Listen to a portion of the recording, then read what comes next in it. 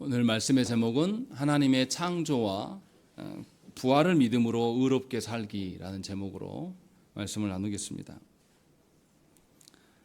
바울은 우리가 앞 시간에서 유대인들을 향하여서 유대인들의 오류를 점검하는 것을 우리가 보았습니다. 유대인들이 할례와 율법을 매우 중요시했고 할례와 율법으로 인하여서 의롭다 한다고 여겼어요. 그런데 율법의 첫 시행자인 아브라함의 예를 들면서 할례보다 믿음이 앞서는 것을 우리가 보았습니다. 또 아브라함이 그 믿음으로 말미암아 하나님으로부터 의롭다 여김을 받았다라는 것을 알려줬고, 그래서 이 유대인들만이 아니라 아브라함은 모든 믿는 자들, 모든 인류의 믿음의 조상이다라는 것을 밝혔음을 보았습니다. 그렇다면 이제 바울이 아브라함의 믿음이 실체가 무엇인지, 아브라함의 믿음의 본질이 무엇인지를 이제 말하는 것이 오늘 본문의 내용입니다. 과연 이 바울은 아브라함의 믿음의 본질을 무엇이라 말하는 것일까라는 것을 우리가 잘 살펴야 됩니다. 왜냐하면 우리도 아브라함의 믿음과 같은 믿음이기 때문에 그렇다는 것이죠. 그래서 우리도 하나님 앞에 의롭다라고 여길 때 그 믿음으로 의롭다 여김을 받는데, 중요한 것은 그 믿음이 도대체 뭐냐라는 거예요. 이것을 오해하는 분들이 굉장히 많습니다.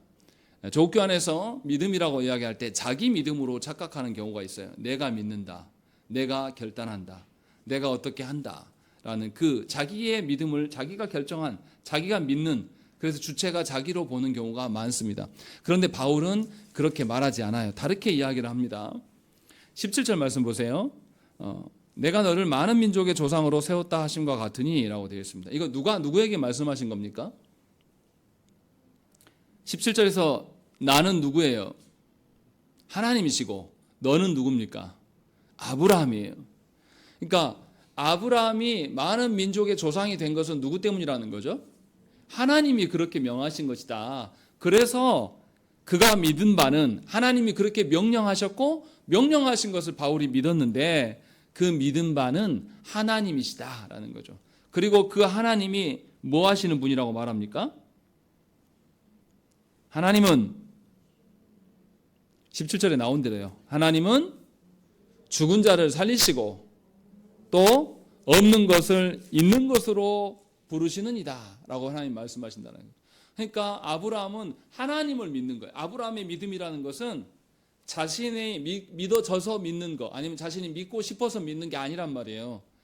하나님이 믿게 하신 거, 하나님이 명령하신 것을 믿는데, 아브라함이 하나님의 명령하신 것을 통해서 하나님이 죽은 자를 살리시는 부활을 보았다라는 것이고, 또 하나님이 없는 것에서 있게 하시는 하나님, 하나님께서 없는 것에서 있게 하신 게 뭡니까?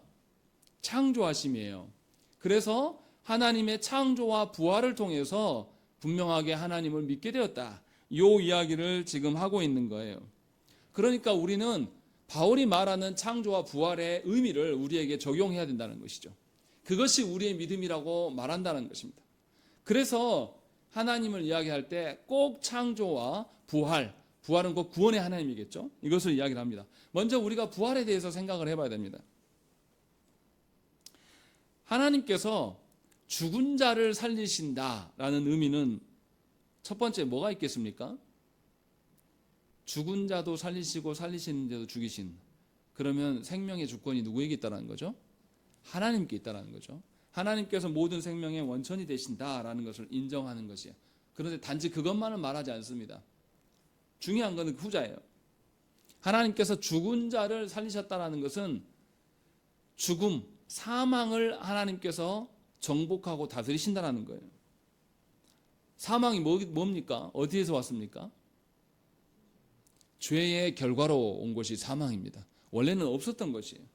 그런데 하나님께서 우리를 사망으로부터 건지셨어요. 이 말은 궁극적으로 사망은 뭐의 결과라고요? 죄의 결과예요. 그러면 하나님께서 우리를 사망으로부터 건지실 때 뭐를 제거하시겠습니까? 죄를 제거하신다는 거죠. 그래서 예수께서 우리의 죄를 대신하여서 감당하셨을 뿐만 아니라 공생의 기간 동안에 오셔서 주님이 육신적인 질병만 치료한 게 아니라 뭘 선언하십니까? 죄사함을 선언하신단 말이에요. 주님이. 그것이 곧 사망을 이기시는 거예요. 그러니까 우리는 사망에 그러니까 사망에서 생명으로 옮기시는, 부활하시는 하나님 앞에서 우리는 뭘 봐야 됩니까? 죄를 제거하시는 하나님을 봐야 된다는 것이죠. 그래서 예수님께서 죄를 사하심을 실제로 선언하시고 유대인들 앞에서 죄 사함을 계속 하나님이 선언하신단 말이에요. 예수님이 선언하신다는 거죠. 근데 유대인들 입장에서는 어떻습니까? 죄 사함은 누구만 하는 거예요? 하나님만이 하는 것인데 사람처럼 보이는 예수께서 그 일을 하시니까 예수님을 신성 모독 행위로 간주하고 예수님을 믿지 않고 도리어 십자가에 못 박는 일에 열심을 냈다는 것입니다. 왜냐하면 유대인들은 어떤 믿음이었다는 거예요? 하나님이 명령하신 믿음이 아니라 자기들이 믿는 믿음을 갖고 있었다는 거죠. 그래서 다른 거죠. 다시 말하면 예수께서 죄사함의 권세를 가지고 사망을 이기시기 위해서, 부활의 어떠함을 증명해 내시기 위해서 죄사함을 계속 선언하시는데 이들은 이 의미를 알지 못했어요. 그래서 도리어 주님을 배반하는 방식으로 서게 된 것이죠. 그런데 바울은 유대인 출신임에도 불구하고 전혀 다른 반응을 보입니다. 고린도 후서 1장 8절과 9절 말씀에 형제들아 우리가 아시아에서 당한 환난을 너희가 모르기를 원하지 아니하노니 힘에 겹도록 심한 고난을 당하여 살 소망까지 끊어지고 우리는 우리 자신이 사형 선고를 받은 줄 알았으니 이는 우리로 자기를 의지하지 말고 오직 죽은 자를 다시 살리시는 하나님만 의지하게 하심이라. 이렇게 고백하는 것입니다. 이 고백이 굉장히 중요한 거예요. 하나님께서 죽은 자를 살리시는, 죄를 제거하심으로 인하여서 그에게 사망을 극복하게 하시는 하나님이심을 믿는 자라면 살 소망이 끊어지는 그 환경 속에서 누구를 의지하게 된다는 거죠? 하나님을 도리어 의지하게 된다는 것입니다. 세상의 방식은 어떻습니까? 살 소망이, 살아갈 만한 어떤 희망이 사라지면 사람들은 어떤 선택을 합니까? 자기가 보니까 자기 형편과 상황이 못 살 것 같아요. 검찰들의 수사가 막 들어온단 말이에요. 들어오니까 거기에 계속 위기에 몰린 상황이 어떤 선택을 보입니까? 본인이 스스로 사망으로 뛰어들어요. 이것이 세상이 하나님을 모르는 방식입니다. 사실은 더 있어도 돼요. 지금 수사망이 좁혀오고 내가 잡혀서 뭔가 유죄가 판결 나와서 감옥 생활한다고 해서 내 생명이 끊어집니까? 안 끊어져요. 감옥 안에서도 할 수 있는 게 많이 있어요. 그런데 사람들 어떻습니까? 살아갈 만한 소망의 끈이 사라지면 낭망하고 절망해요. 왜요? 하나님께서 우리의 생명의 주관자이시다라는 걸 안 믿어요. 예수 믿는 사람도 마찬가지입니다. 예수를 믿었다라고 말하면서 성도라고 말하면서도 사실은 하나님의 부활을 믿지 않아요. 하나님의 죄사함을 믿지 않기 때문에 그것에 자신의 생명의 근원이 있다고 보지 않기 때문에 자신의 형편이 어려워지고 극심한 고난이 오면 도리어 죽음으로 본인이 스스로 먼저 뛰어드는 것입니다. 그런데 바울은 거꾸로 이야기를 하는 거예요. 인간적인 소망이 완전히 끊어지고 나서야 비로소 뭘 봤다라는 거죠. 하나님께 생명이 있음을 그가 알았다라는 거예요. 그래서 내가 살 소망이 다 없어지고 자신이 사형 선고 받은 줄 알았는데 내가 그러한 인간적인 소망이 다 끊어지고 나니 우리로 인하여서 우리 자신을 의지할 것이 아니라 오직 살아계신 하나님을 의존할 것이 살 길임을 알게 하셨다라는 것을 바울은 고백하고 있는 거예요.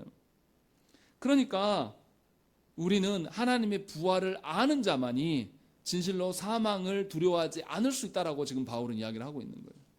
하나님께서 우리의 죄를 사하여 주셔서 우리에게 사망에 이르지 않게 하시겠다라고 말씀하셨어요. 그러면 어떻습니까? 부활을 믿는 사람이라면 우리가 육신적인 사망에 이르는 것이 끝이 아니에요. 뭐를 향해 가는 관문입니까?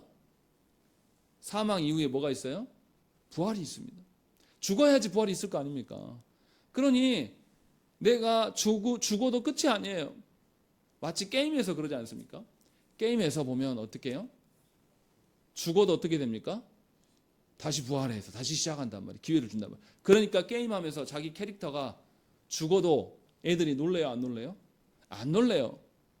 뭐냐면 뭔가 이기기 힘든 상대가 나타나도 어떻게 해요? 게임상에서는 도전해보는 거예요. 도전하는 게 두렵지 않아요. 왜냐하면 싸워서 죽음으로 끝나지 않아요. 죽은 이후에 뭐가 있습니까? 또다시 있어요. 옛날 오락실에서 가면 생명을 50원짜리 오락을 하면 생명을 3번 정도 준단 말이에요.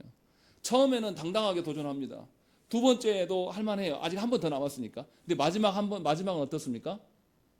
이제 이거 끝나면 집에 가야 돼요. 그럼 그때부터 어떻습니까? 원래 잘하던 실력대로 하지도 못하고 금방 죽어버려요. 제가 무슨 말씀을 드리고 싶은 겁니까?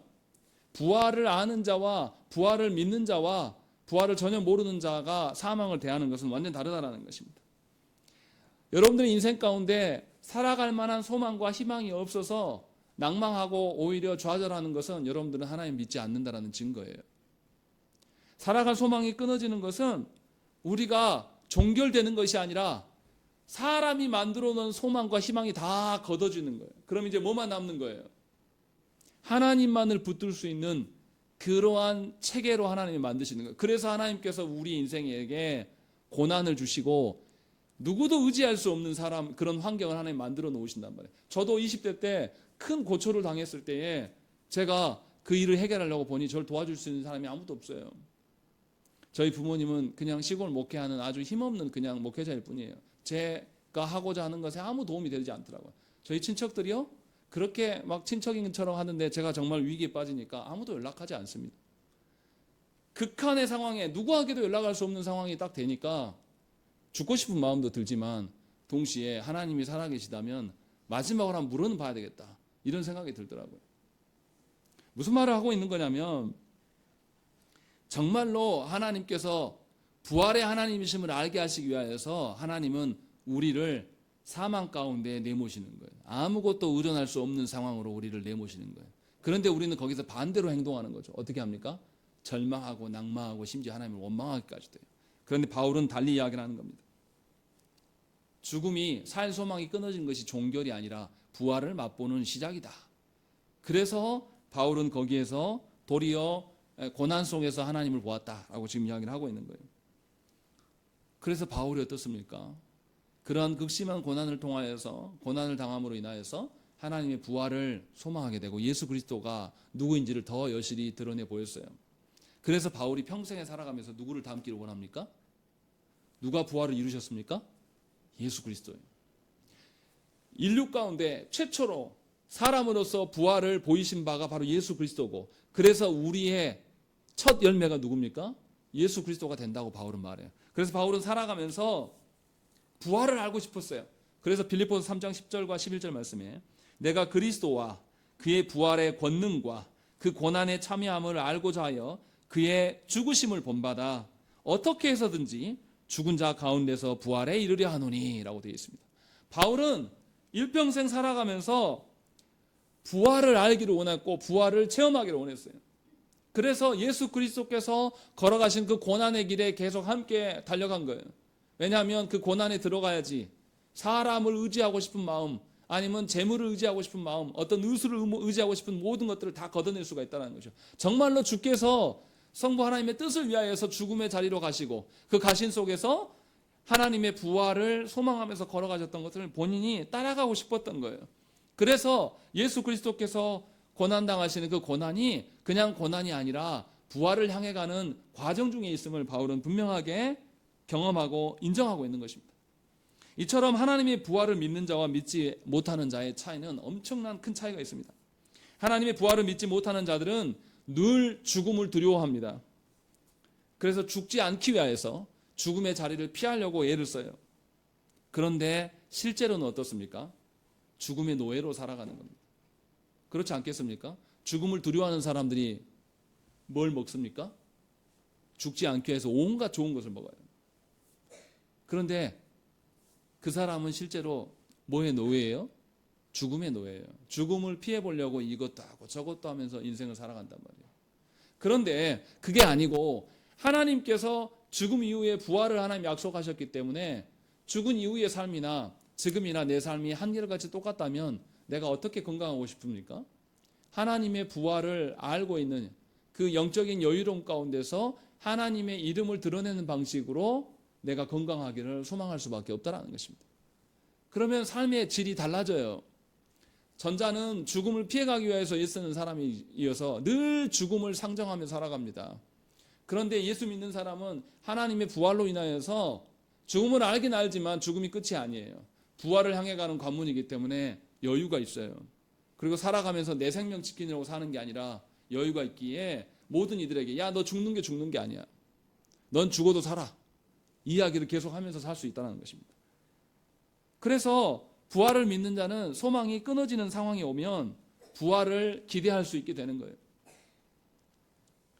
그리고 모든 사람들에게 부활을 말함으로 인해서 사망 가운데 짓눌려 있는 자들에게 부활의 소망을 전달하는 자로 살 수가 있다는 것입니다.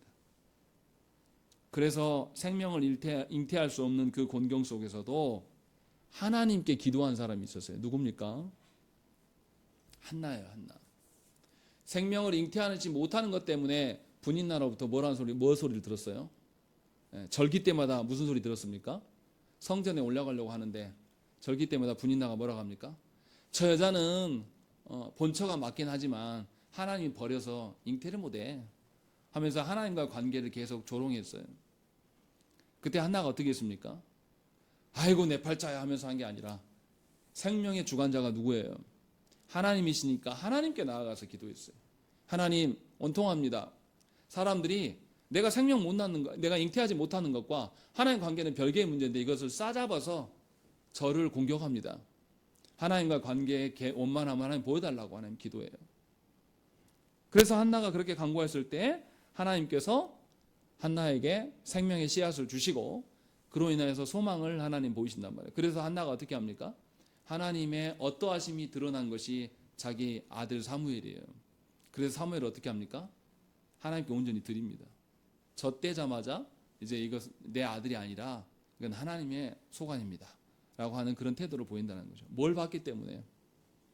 생명이 없는, 잉태할 수 없는 그 곤궁함 속에서 하나님의 주권을 보고 하나님의 부활케 하심, 생명의 어떠하심을 그가 인정했기 때문에 그런 삶을 살았다는 것입니다.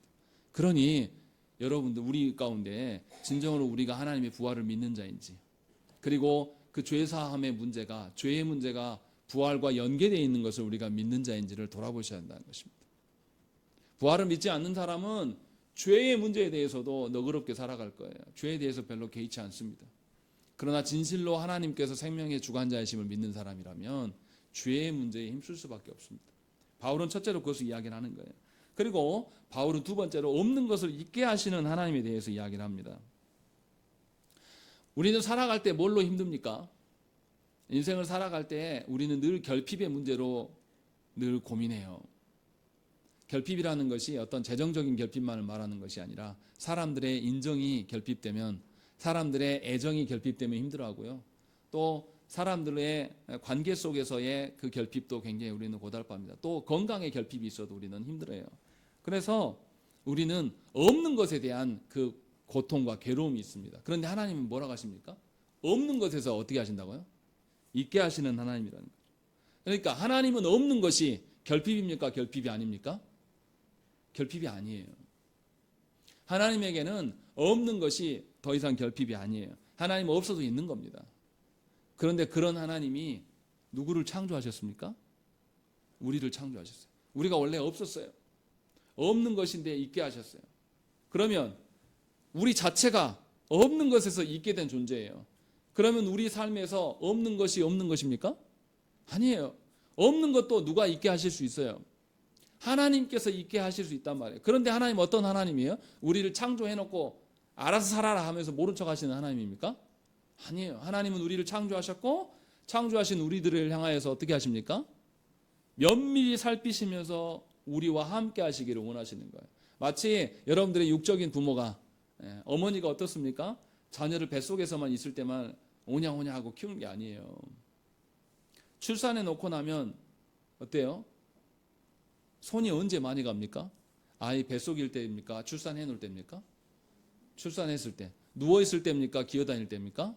기어다닐 때. 기어다닐 때입니까? 걸어다닐 때입니까? 걸어다닐 때. 걸어다닐 때입니까? 학교 다닐 때입니까?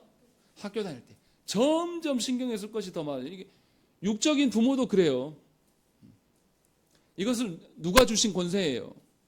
하나님께서 주신 권세로 인하여서 부모가 그 역할을 하고 있는 거예요. 모든 부모가 그렇다는 건 아니에요. 어떤 부모는 놔놓고 보기 싫어서 자기 삶에 걸림돌이 되니까 애를 굶어 죽이기도 하고 아파트에서 던져버리기도 하고 그런 일들이 비일비재해요. 하나님께서 주신 권세를 존중하지 않기 때문에. 그런데 분명하게 하나님은 우리에게 없는 것도 있게 하시는 하나님이에요. 그러면 우리가 결핍의 문제가 중요합니까? 무슨 문제가 중요한 거예요? 우리가 없어도 누가 있으면 돼요? 하나님이 계시면 되는 거예요. 왜냐하면 하나님은 없는 것도 있는 것이기 때문에. 우리에게 결핍이라고 생각하는 것도 중요한 것은 뭐냐면 하나님이 계시느냐가 훨씬 더 중요한 거예요. 그러니까 하나님을 믿는 사람은 결핍의 문제로 괴로워하겠습니까? 아니면 하나님의 임재로 고민하겠습니까? 당연히 하나님의 임재로 고민할 수밖에 없어요. 하나님이 모든 피조세계를 창조하심을 진실로 여러분들이 믿는다라면 우리에게 무엇이 있고 없고를 가지고 논하지 않을 겁니다. 그런데 우리는 늘 그것을 노래해요. 이 세대가 그래요. 아주 악해 먹었어요. 그래서 어떻습니까? 젊은이들이 낳을 때부터 무슨 이야기 합니까? 금수저냐 흙수저냐 이야기예요. 내 집안이 있냐 없냐, 내 집안이 얼마나 가치가 있느냐 없냐를 따지고 있는 거예요.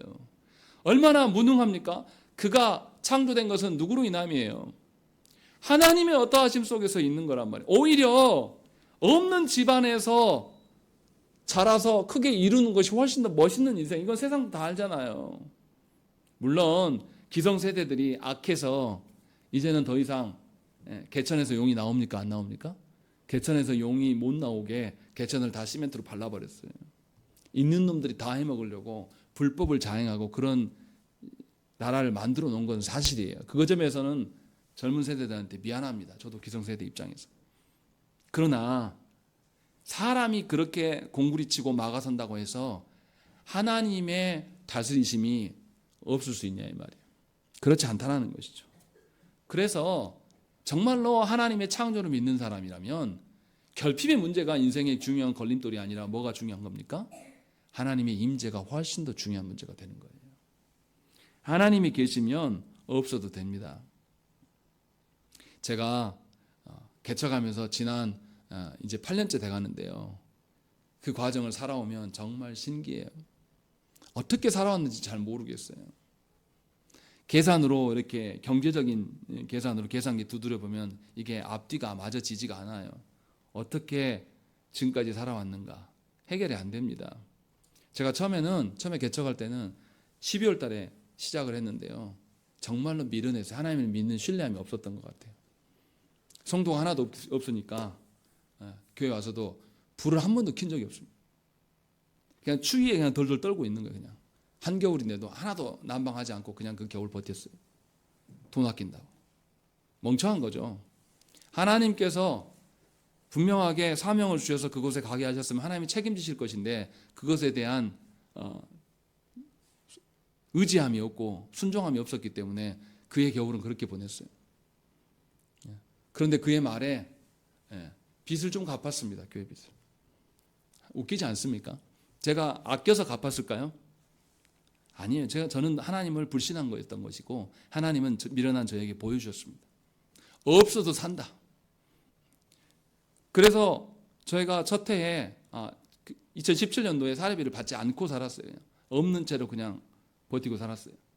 2018년도 됐을 때도 걱정이 되더라고요. 이제 더 어려워지는데. 그런데 하나님이 이상한 방식으로 설명되지 않는 방식으로 하나님께서 계속 없어도 된다. 하나님이 없어도 살게 하심을 계속 보여주셨어요. 이게 뭐냐면 성경에서 말하는 창조하시는 하나님이에요. 우리는 수없이 창조를 들어도 그 하나님 앞에서 하나님이 없게 하신 것을 무에서 유를 창조하심을 우리는 믿지 못합니다. 여전히 창조는 창조일 뿐이고 나랑 상관없는 방식으로 설 때가 많아요. 그런데 생각을 해보세요. 성경에서는 이것을 증언해 보여줍니다. 한나에게 자녀가 있었습니까? 없었습니까? 없었어요. 그런데 한나는 계속 하나님을 붙들었습니다. 그리고 한나가 하나 낳은 아들까지도 하나님께 드려요. 그러자 하나님 어떻게 하십니까? 한나에게 6 자녀를 주십니다. 없지 않아요. 없는 것을 있게 하십니다. 아브라함은 어떻습니까? 아브라함은 늙어버려서 생식 능력 자체가 없어요. 아브라함이 처음에 하나님께서 아브라함 부르셨을 때가 75세였습니다. 사라는 65세. 그런데 놀라울 정도로 아브라함을 통하여서 이스라엘에는 민족이 나온다는 것입니다. 그러니까 하나님에게 없는 것은 없는 게 아니에요. 우리가 진짜 하나님의 창조를 믿는다면 우리는 결핍의 문제로 더 이상 신음하지 않을 것입니다. 하나님께서 우리와 함께 하시는가의 문제를 계속 고민할 거예요. 분명하게 이 사실을 우리가 알아야 된다는 것이죠. 세상 사람들은 눈에 보여지는 것으로 인하여서 모든 것을 판단합니다. 그래서 하나님의 창조로 존재하고 하나님의 창조를 믿음으로 사는 것을 그들은 이해할 수 없어요. 그래서 보이지 않는 하나님을 우리에게 늘 보여달라고 요청합니다. 우리가 어떻게 하나님 보여줄 수 있습니까? 보여줄 필요도 없어요. 왜냐하면 하나님은 창조하심을 통하여서 당신을 온전히 다 드러내시기 때문에. 그래서 하나님이 명하신 방편대로 우리의 소망의 이유를 거기서 찾아야 된다라고 바울은 지금 이야기를 하고 있는 거예요. 그러니 바울이 17절에서 이야기하는 건 뭡니까? 우리의 믿음은 하나님의 어떠하십니다. 그 하나님의 부활과 창조를 믿는 것이지 우리 손에 보여지는 어떠함을 믿는 것이 절대 아니다라고 이야기를 하는 거죠. 그래서 17절 말미에 뭐라고 합니까? 죽은 자를 살리시고 없는 것을 있는 것으로 뭐라고 하는 거죠? 부르신다라고 하는 거죠. 우리의 믿음을 하나님께서는 창조와 부활을 통하여서 우리의 믿음을 촉구하신다. 이것을 통하여서 우리에게 알리신다라고 말씀하고 있는 거예요. 정말로 여러분들은 하나님의 창조와 부활에서 하나님을 믿는 믿음을 발견하는지 점검하셔야 한다는 것이죠. 그리고 이 믿음으로 인하여서 창조와 부활을 통하여서 하나님을 믿는 믿음을 통하여서 어떤 결과가 드러나는 것이 18절과 19절에 이야기를 합니다. 우리 18절의 말씀을 먼저 읽겠습니다. 시작.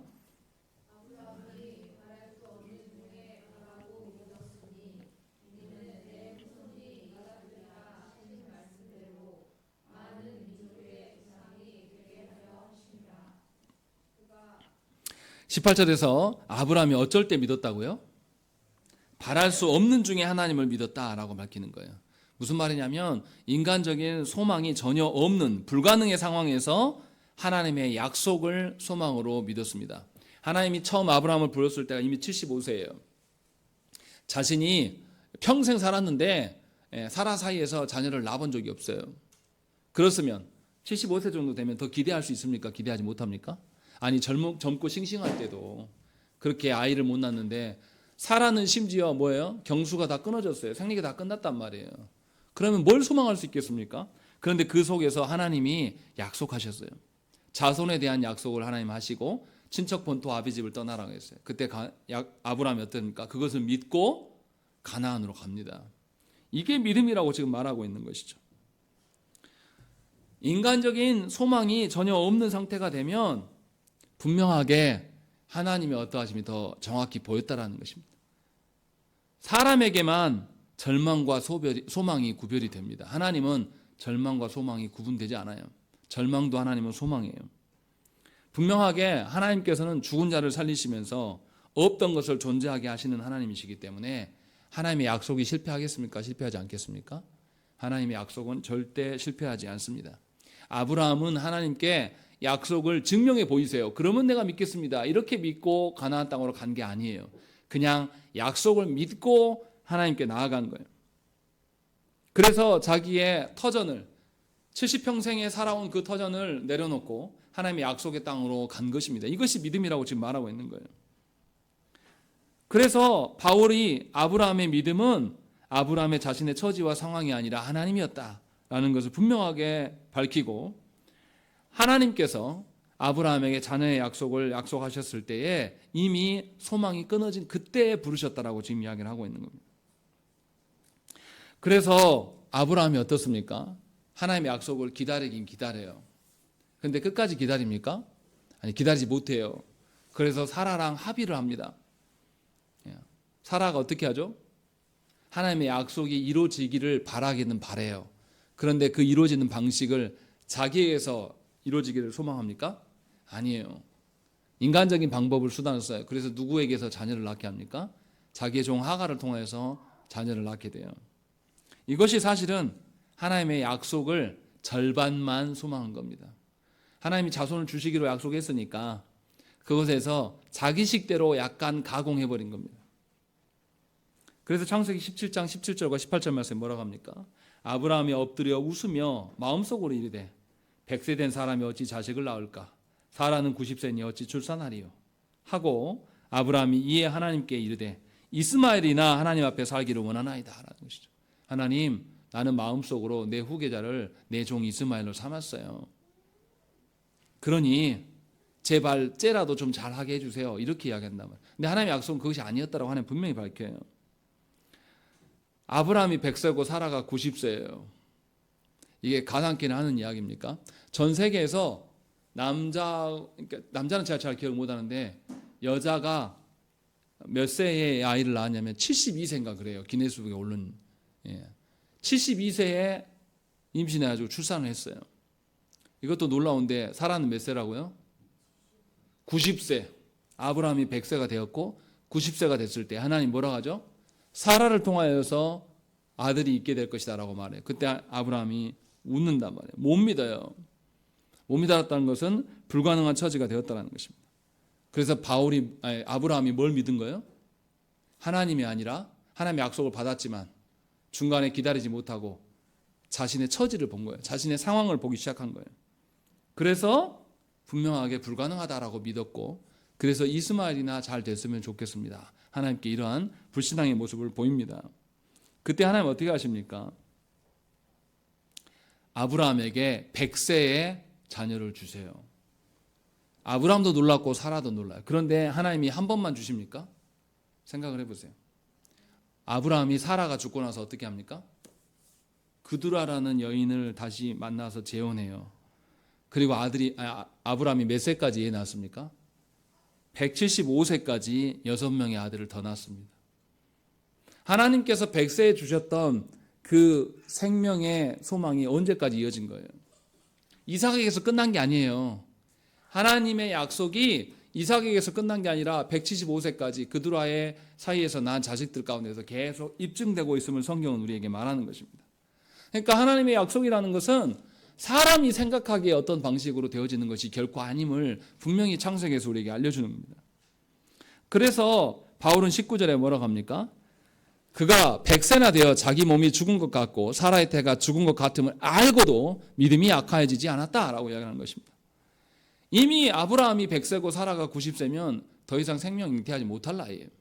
그런데도 죽은 것 같은 상황인데도 하나님이 뭘 믿었기 때문에 하나님은 죽은 자를 살리시는 하나님이기 때문에 하나님은 사망 가운데서도 하나님은 생명을 주시는 분이심을 그들이 믿었기 때문에 그 믿음의 결과로 해서 믿음이 약해지지 않았음을 분명하게 설명합니다. 이것이 하나님을 믿는 믿음의 강점이에요. 하나님을 믿는 믿음의 강인함이라는 것입니다. 능력이라는 것입니다. 정말로 하나님께서 없는 것에서도 있게 하심을 믿는 사람은 없는 중에서도 낭망하지 않습니다. 없기 때문에 이 없는 곳에서 있게 되는 것은 누구밖에 못한다. 하나님밖에 못하는 산 증거가 된다라는 것을 더 믿게 된다는 것입니다. 그래서 정말로 창조와 구원의 하나님을 믿는 사람이면 자신의 상황과 처지를 극복할 수 있어요. 상황 논리에 따른 신앙생활을 하지 않는다라는 것입니다. 그러니 올해 여러분들이 살아가면서 하나님을 믿고 경배하는 일에 있어서 여러분의 처지와 상황 또래 살아갈 것인지 아니면 도저히 불가능할 것 같은데 하나님의 주권대로 되어질 것을 믿는 것인지를 올해 안에 여러분들이 살아가면서 체득돼야 돼요. 경험하셔야 한다는 것입니다. 그럴 때 여러분들은 신앙과 믿음은 계속 성숙해서 자라갈 수가 있는 거예요. 그런데 그렇지 않고 어떤 상황이 되고 어떤 상황이 되면 항상 우리는 그 상황에 부딪힙니다. 아니 목사님 내가 예배하려고 했는데요. 이거는 안 돼요. 직장에서 오라고 하니까 안 되고요. 남편이 못하게 하니까 안 됩니다.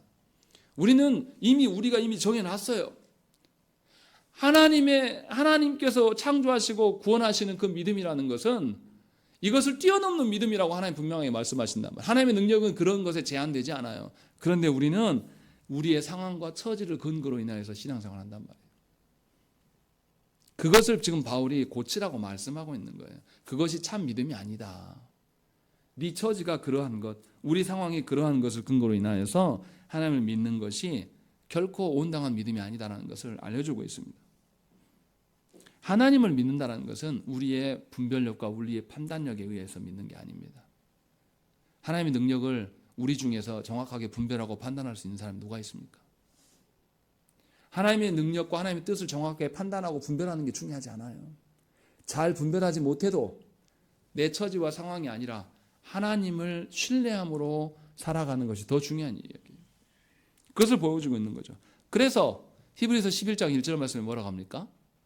믿음을 강조해요. 믿음은 바라는 것들의 실상이요 보이지 않는 것들의 증거이다 라고 이야기하는 겁니다. 도무지 내 상황이 헤쳐나갈 상황이 없어요. 내가 지금까지 뭐하고 살았지? 내가 지금까지 인생 헛살았네. 나 지금 이제 다 늙어가고 있는데 내가 지금 뭘 할까? 이런 상황이 들 때에 뭐 하라는 거예요? 하나님을 믿으라는 것이죠. 그럴 때만 현실 속에서 보이지 않는 증거로서 하나님이 일하심을 너희가 보게 될 것이다. 그래서 믿음이, 하나님을 믿는 믿음이 굉장히 중요하다라는 것을 이야기를 하고 있는 겁니다. 그리고 이것만 말하는 게 아니에요. 약해지지 않는 것만 말하는 게 아니라 20절과 21절의 말씀에 도대체 믿는다는 것의 강점이 무엇인지를 더 선명하게 말합니다. 20절 말씀을 읽겠습니다. 시작.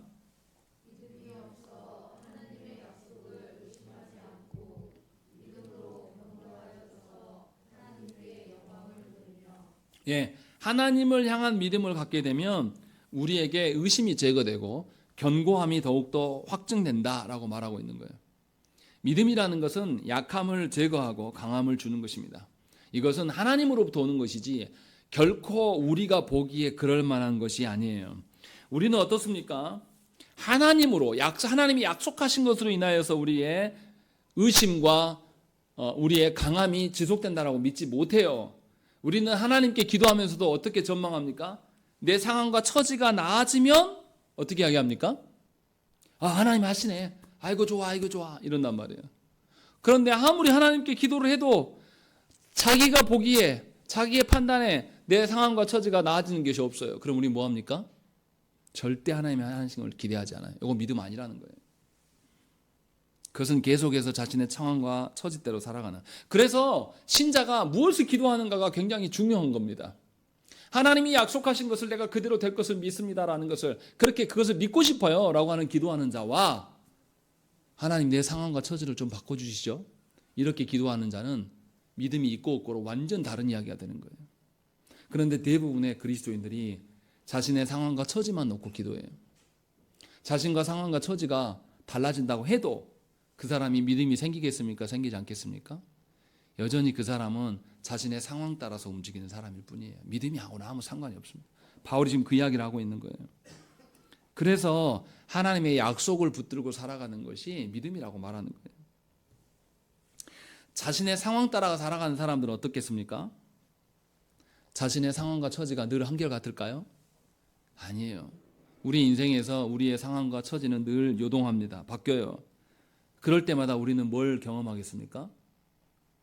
절망하게 돼요. 그리고 내 무능함이 여전히 드러나요. 내 상황과 처지 따라서 내가 살아가는 사람이에요. 그래서 상황이 좋으면 하나님을 위해서 내가 더 할게요, 이렇게 호언장담했다가 상황이 확 꼬꾸라져요. 그럼 이것을 포기해요. 잡으면서 어쩔 수가 없었어요. 그러면 부끄러운 거죠. 하나님 앞에서만이 아니라 사람 앞에서도 나는 어떤 사람입니까?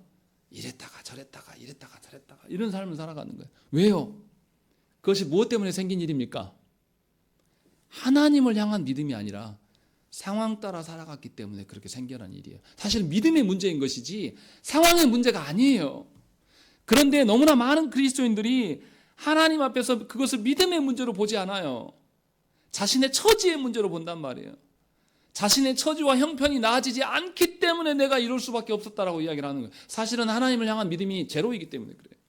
하나님을 신뢰하지 않기 때문에 내가 요동하는 것뿐이에요. 분명하게 바울은 이것을 우리에게 구분하고 있는 겁니다. 그래서 하나님을 향한 참다운 신뢰와 믿음을 갖게 되면 내가 더 이상 의심하지 않고 견고해진다라고 말하는 겁니다. 이것이 믿음을 가진 자의 강점이에요. 능력이라는 것입니다. 그렇기 때문에 참된 신자는 자신의 판단을 믿거나 자신의 상황과 처지대로 살아가서는 안 됩니다. 자신을 신뢰함을 버려야 돼요. 자신을 옳다고 하는 것을 버려야 된단 말이에요. 생각을 해보세요. 교회 안에 자기 이름 내기 좋아하고 자기 뜻대로 되어지고자 하는 사람의 특징은 뭡니까? 하나님을 절대로 신뢰하지 않아요. 상황 따라 살아가는 사람이에요. 상황이 늘 자기가 이기는 상황이 되고 싶은 거예요. 자기가 이기는 상황이 펼쳐지지 않으면 어떻습니까? 억지로라도 해서 불이한 방법을 통해서라도 자기가 이기는 상황을 만드는 것이 그 사람의 목적이에요. 그러니 그 사람은 사람을 속입니다. 사람에게 속이는 척도 굉장히 잘하고 뱀의 혀처럼 말을 잘 굴려대요. 진리가 없다는 거죠. 진실함이 없다는 것입니다. 그러니까 신앙생활 할 때에 모든 것은 이 하나님을 향한 믿음에서 나오는 거예요.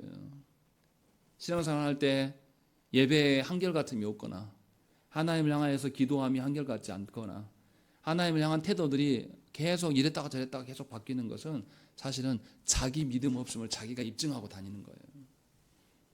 분명하게 바울은 이것을 우리에게 이야기를 하고 있는 겁니다. 하나님을 참으로 믿는 사람은 상황 따라 움직이지 않아요. 그냥 하나님께 고정되어 있습니다. 결코 하나님 불신하지도 않고 하나님 앞에서 약해지지도 않습니다. 왜냐하면 하나님이 어떠하심으로 살기 때문에. 절망하지 않고 절망 속에서 하나님만을 붙들 수 있는 환경이기에 더욱더 하나님께 나아가는 것입니다. 그래서 우리는 처지와 상황이 아니라 어떤 상황 속에서도 하나님을 찾아야 됩니다. 사무엘상 2장 6절 말씀에 한나가 이렇게 고백합니다. 여호와는 죽이기도 하시고 살리기도 하시며 수월에 내리게도 하시고 거기에서 올리기도 하시는도다 라고 되어 있습니다. 하나님은 나를 잉태하지 못하여서 생명 없는 여인처럼 그렇게 하나님은 만드셔도 하나님의 다스림이 나 안에 있다 없다? 있다라고 말하는 거예요. 내가 처지가 낮아지고 내가 경제적인 것들이 굉장히 궁핍한 상황에 처해지고 사람들로부터 외면당해서 완전히 다 나만 홀로 남겨진다 할지라도 하나님의 다스림은 나에게 있다 없다? 있다라고 한나는 말하고 있는 겁니다. 분명하게 이 믿음이 여러분 가운데도 있어야 돼요. 그런데 하나님을 믿지 못하고 상황을 믿는 사람은 거기에서 견디지 못합니다. 사람들이 나를 인정하지 않으면요, 그거 쳐다보고 있는 거예요. 사람들의 인정 욕구에 목말라서 저 성도가 왜 나한테 저런 표정을 짓지? 왜 저 성도가 나에게 저런 말을 하지? 왜 저 사람은 나한테 그렇게 하지? 그거에만 신경 쓰는 거예요. 그러면 인생이 얼마나 고달픕니까? 우리 교회 작은 공동체지만 우리 교회 숫자 한 명 한 명이 나한테 어떻게 대하는가 다 엮고 있어 보세요. 얼마나 피곤합니까? 그렇게 사는 것이. 근데 그렇게 살 수밖에 없어요. 부부관계도 그렇습니다. 부부관계 우리가 사랑하면서 한 부부 되게 하신 것은 하나님의 뜻 가운데 되어진 거예요. 그러면 하나님을 신뢰함을 찾아야 되는데 우리는 뭘 찾습니까? 내 남편이 나한테 어떻게 할 것인가? 이것만 쳐다보고 있어요. 그러니 괴롭죠. 남편 한마디 한마디가 나한테 사랑의 말로 오는 게 아니라 칼로 찔러요, 나를. 남편 표정 하나하나가 나를 괴롭게 하는 것밖에 돼요. 그러니까 하나님 사랑하라고 주신 공동체가 서로 견제하는 공동체가 되어버리는 것입니다. 이것이 어디로부터 온다고요? 하나님을 향한 믿음에서부터 출발해서 오는 것이에요. 분명히 그것을 아셔야 한다는 것이죠. 바울은 지금 그 이야기를 하고 있는 겁니다. 그래서 바울은 21절에서 이렇게 이야기합니다. 약속하신 그것을 또한 능히 이루실 줄을 확신하였으니 라고 되어 있습니다. 하나님의 약속이 아직 실현되지 않았어도 하나님이 약속하셨기 때문에 반드시 그것이 이루어진다, 이루어지지 않는다. 이루어진다라고 믿는 거예요. 그래서 하나님의 약속 주신 것만 있어도 나는 누구를 신뢰할 수 있다? 하나님을 신뢰할 수 있는 존재가 아니냐. 그래서 아직 이루어지지 않았어도 뭐로 확신한다고요? 하나님의 약속 주심으로 확신한다.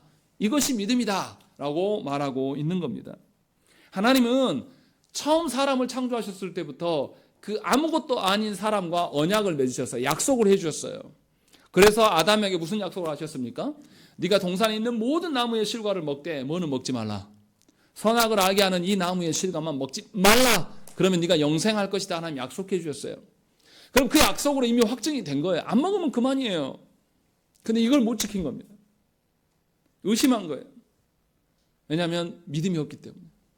하나님을 향한 믿음이 없기 때문에 그렇게 산 것입니다. 어떤 사람들은 자신이 믿고 싶은 것만 믿어요. 아니, 어떤 사람들이 아니라 사실 우리일 수도 있겠죠. 자신이 믿고 싶은 것만을 믿으면서 다른 것에는 전혀 실현 가능성이 없다고 생각하는 분들이 너무나 많습니다. 그런데 하나님은 다시 말씀드리지만 없는 것을 있게 하신 하나님이에요. 저와 여러분들이 상상하고 기대하는 그런 가능성 외에도 하나님은 다른 방식으로도 얼마든지 이루시는 하나님이라는 거예요.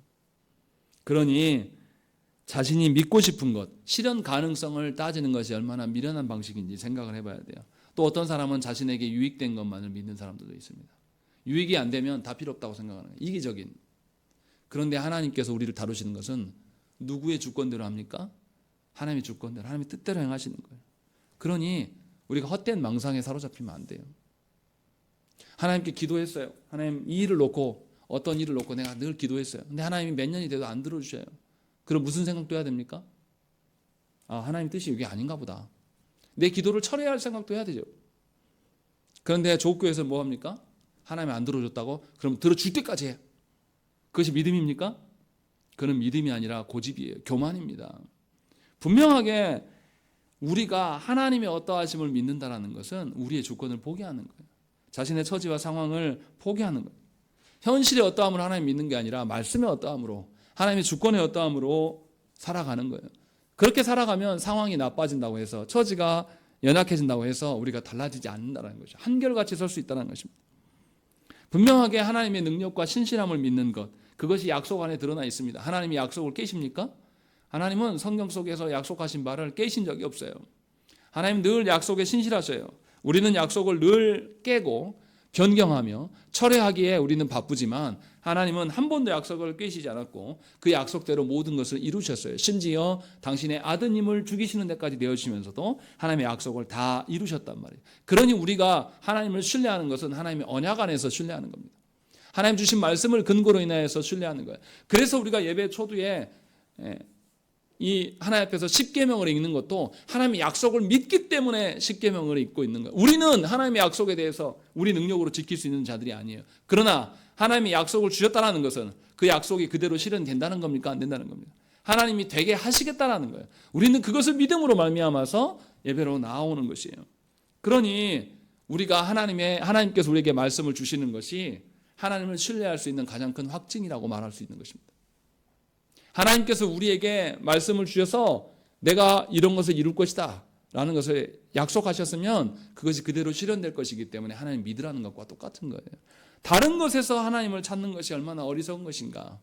믿음이라는 것이 하나님에 대한 믿음, 믿음이라는 것이 하나님이 선언하신 약속을 믿는 믿음이라고 분명하게 바울은 우리에게 알려줘요. 그리고 결론적으로 22절에 이렇게 이야기합니다.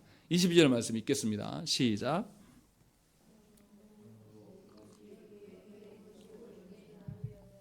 예, 그러므로 그것이 그에게 의로 여겨졌다. 여기서 그에게에서 그는 누굽니까? 아브라함에게 의로 여겨졌다. 그것이 뭐예요?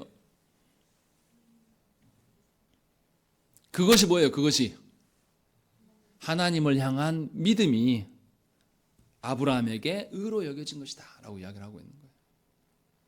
다시 말하지만 믿음은 우리의 어떠함이 아니라 하나님을 믿는 거예요. 하나님의 어떠함을 믿는 거예요. 예수 그리스도께서 하나님께 온전히 순종하신 그 예수 그리스도의 믿음을 우리가 믿는 거란 말이에요. 우리 안에 어떠한 것이 아니라 우리가 믿고 싶어서 나에게 유익이 되기 때문에 믿는 것이 아니라 하나님이 예수 그리스도를 통하여서 이루신 바가 있기 때문에 그 예수 그리스도의 순종을 우리가 믿는 거라니까요. 그래서 나를 부인해야 돼요. 바울은 그 이야기를 하고 있는 겁니다. 그리고 거기에서 끝나지 않아요. 아브라함이 믿은 그 믿음이 누구에게도 적용된다. 우리에게도 동일하게 적용되고 있다는 것이 23절과 24절에 이야기합니다. 읽겠습니다. 시작.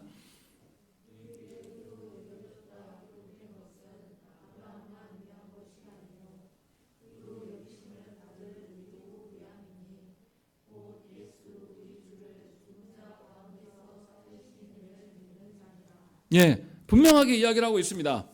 아브라함이 의로 여겨졌다는 것은 아브라함에만 국한된 것이 아니라 예수 우리 주를 죽은 자 가운데서 살리신 이를 믿는 모든 자에게도 적용되는 것이다 라고 이야기를 하고 있는. 그러니까 아브라함 믿음과 우리의 믿음이 같은 겁니까? 다른 겁니까?